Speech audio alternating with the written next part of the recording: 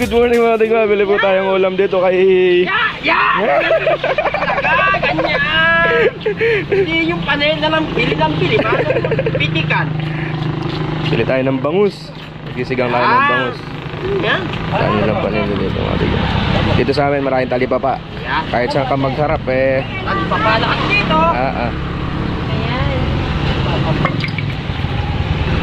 Shoutout kay kanino ba yun? Kay Lyndon Sabido.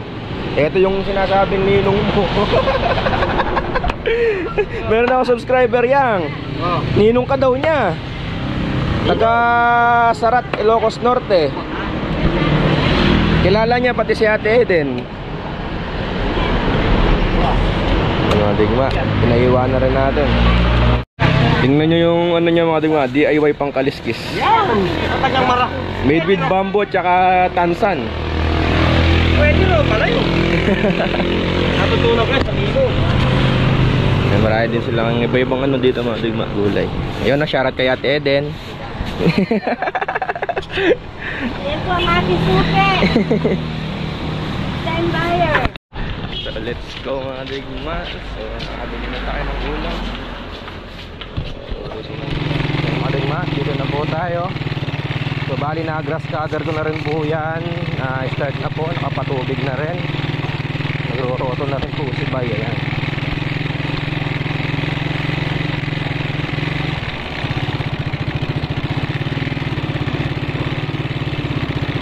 Aking pisan. Oh! Na! Nagroroto na po ito. Kalalam yata!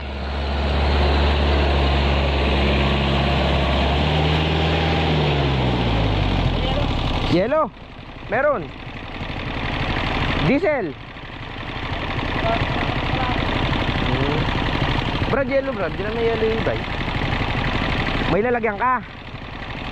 Ito, matik na rin ito. Salig. Painom mo kami pa. Sabi gini. Tagay na eh. O timami yung traktora o kembal eh. Timami alam pa alam. Mabak ng obra. Na? Mabak. Order na ako tarap ko eh. Mo? Count ko 4. Mo, Diyos pa yung inuman mo kaya na eh. Siyempre. Painom mo kaya pa. Parim lang tayo pambagya. Kapogi po ng pisan ko na yan, no, mga digma. Oh. Pogi po yan. Poging bagsik. Oh, minom na. Sige, bira. Inom. Pagkaalak, gusto mo, tagay ka agad. Sabi, may men. Imenta. Itang niroto ko na eh. Itad na eh. Alyo. Eh ba, siyempre. Pacheda yaw lang talagang magaling lang mag-obra. Edit na eh. Edit kayo nilong. Patak yung video pala nyo. Pacheda yaw talaga magaling lang maglauta. Ika naman.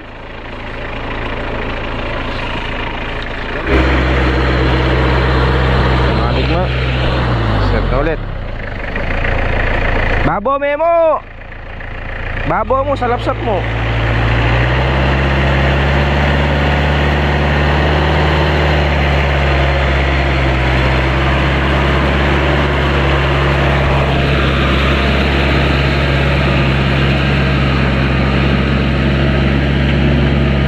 Pinapabasag ko na mga digma para mabilis si gayak. Pinapabasag ko na ng roto kasi ganun din eh. Tawag doon, magdi-diesel din ako sa hand tractor. O yung pang diesel sa hand tractor sa roto ko na lang ibibigay. Ganun lang. Kaya mabilis din kaming gumayak.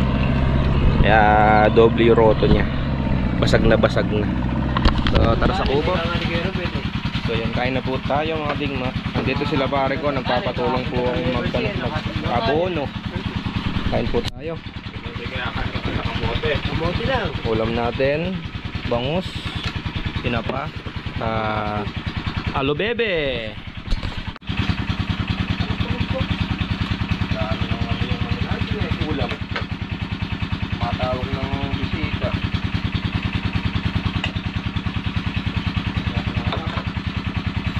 Alo bebe.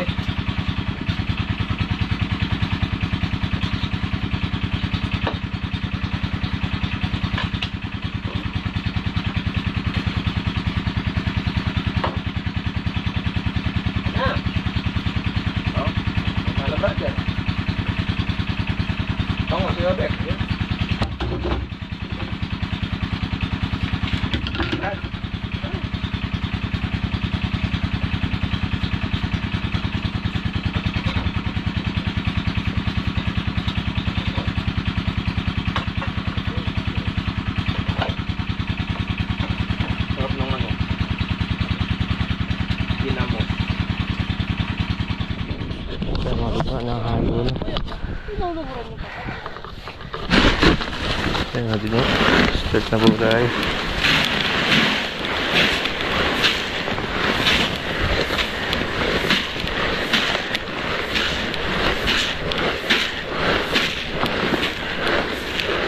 Buwan na muna tayo bago tayo pumunta dun.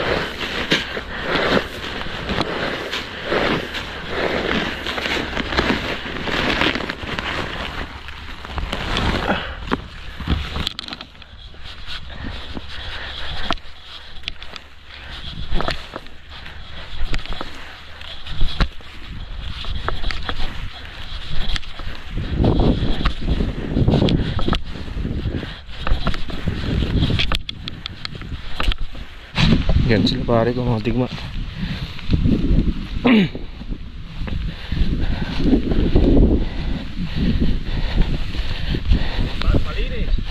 Oo nga pare, kanya-kanyang alaga yan pare. Diyan yung inaalagaan ko. Ano lang yan mga digma, hapyaw.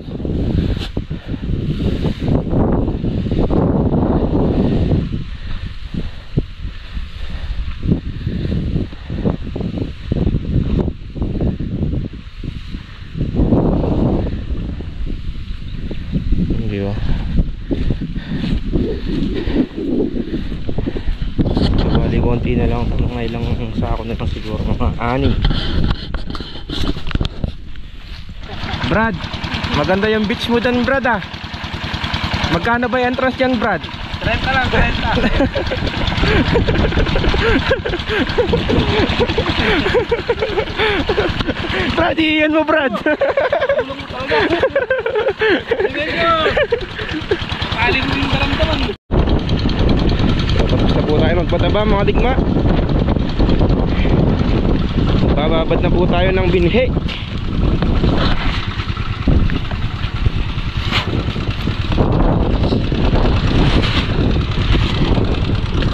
Yan, bali ano yan mga digma, 20 putol. Bali binhi kasi natin doon 10 ganire. Ibababad natin mamaya. Papakita ko paano namin tatanggalin yung ipa, yung mga butil na walang laman. Dahil nga ano lang yan, kumbaga pabinhi. Kasamahan niya nung sinabog natin dun sa ano, phase 3.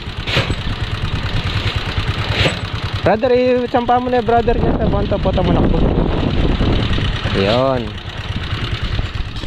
So yan po. Diyan kami nagbababad mga digma, dito sa tabing bukid namin. Isa-isa lang ba? Yan.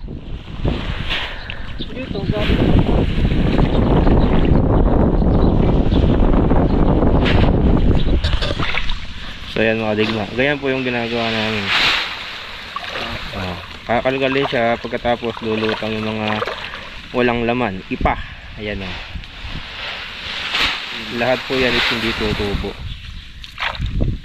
Hindi ko lang alam kung pati yung damo o lulutang. Hindi siguro nawa kasi pag may laman din yung damo, hindi lulutang, no? Hindi. Yung mga walang laman din siguro sa damo, no? Lulutang.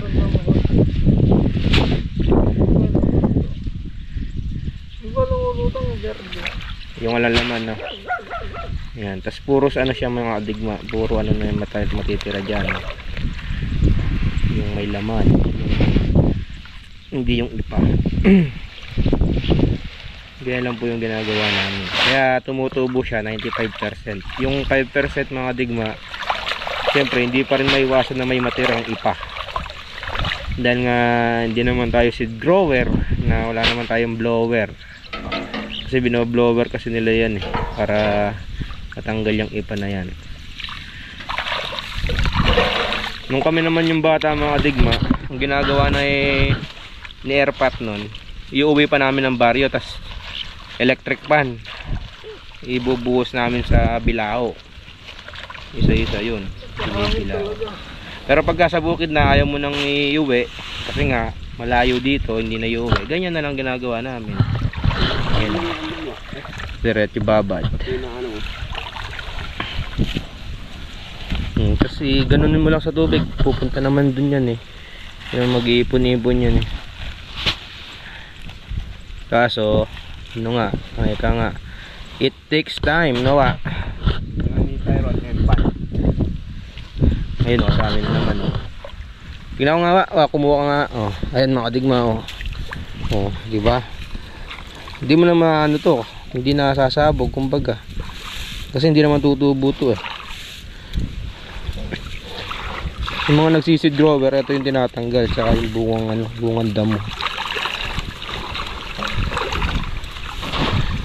Kung sasabog mo yan, isa pa sa kakalat sa ano yan. Yun o, kapal o. Ipa. Maraming common yan yan. Ano ba? No? Diba favorite ng common yan? Nandun ang mga common yan. Saka yung ano. Kaya parang yung album. Yung kinakain ng ano mga diba eh. Kinakain ng common yan eh. Isdang common. Pinapunta naman, pinapunta sa palayan. Nasa puro yung mga nalubog na palay na. Pag ganun yung bibig ko.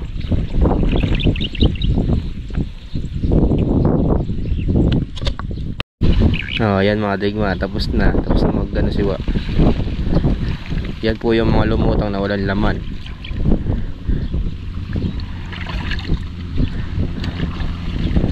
So bakit maraming ganyan yung binhi na ginawa kong binhi mga digma? Ba't maraming ganyan? Kasi ginawa kong binhi mga digma, kumuha ko doon sa kabaywang tangkay lang, hindi doon sa magulang, doon sa kabaywang tangkay lang. Kaya medyo maraming ipa.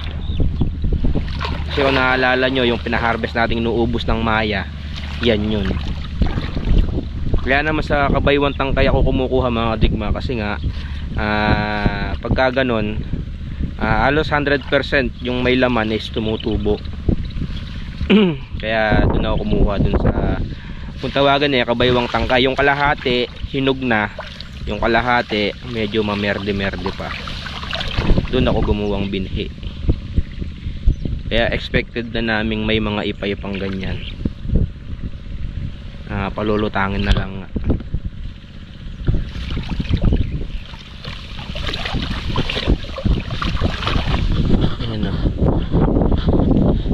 Yung sinasabi ni Juan na manipis na nalalaglag ulit sa sako pero parang alanlaman, tutubo pa rin yun, yung sinasabi ko sa kanya.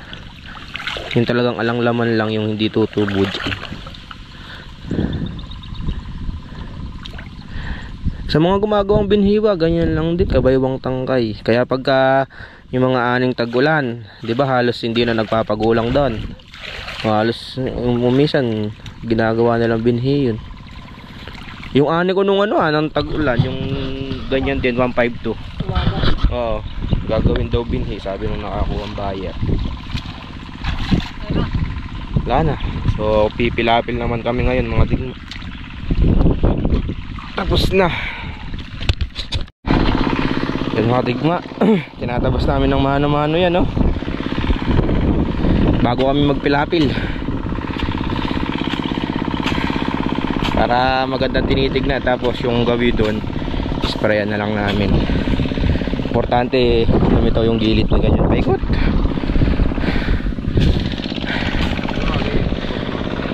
Mahirap kasing grass cutterin yun eh, kaya minamano-mano. Pero dati mga digma, puro ganyan ang gawa namin, mano-mano lang. Wala namang grass cutter nun.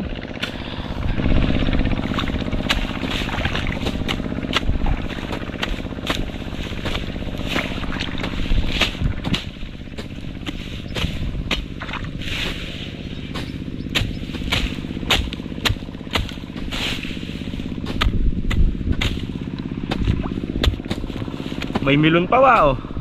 Milon.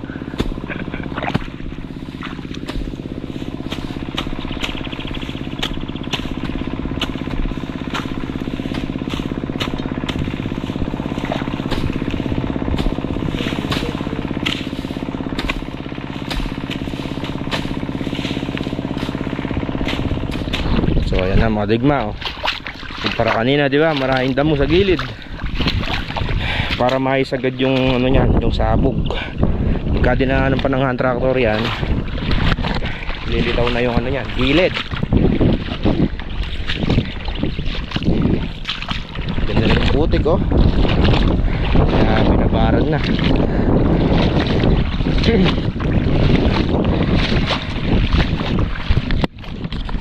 Dito naman tayo mga digma, tatabasin natin ng mano-mano. Tatabasin natin yung gilid ng pilapil. Yun o. Manipis lang naman kasi ito, kaya tatabasin na lang. Malilitawin yung gilid. Yun o, may quality control pa tayo.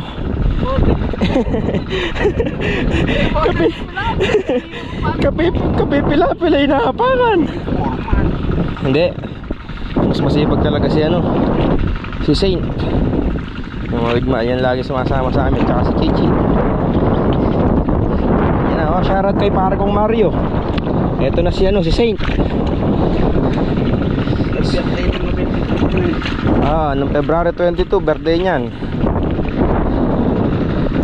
You know? Para model ah. Yan mga digma, nakaisa na po kami.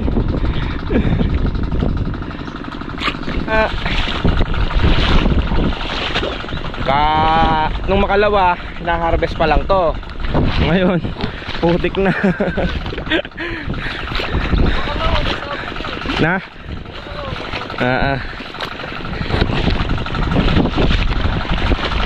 Bawal eh kayong patay-patay, kung hindi patay. Nawa.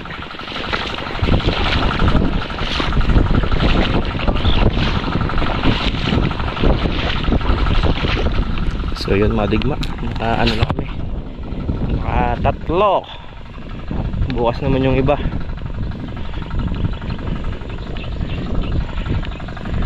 Nakatatlong pilapil.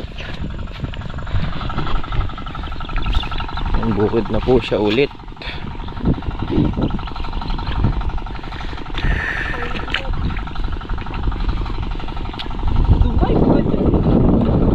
Mambut pa kanina eh. Kala ko lalakas eh. Nagpapaano yan o.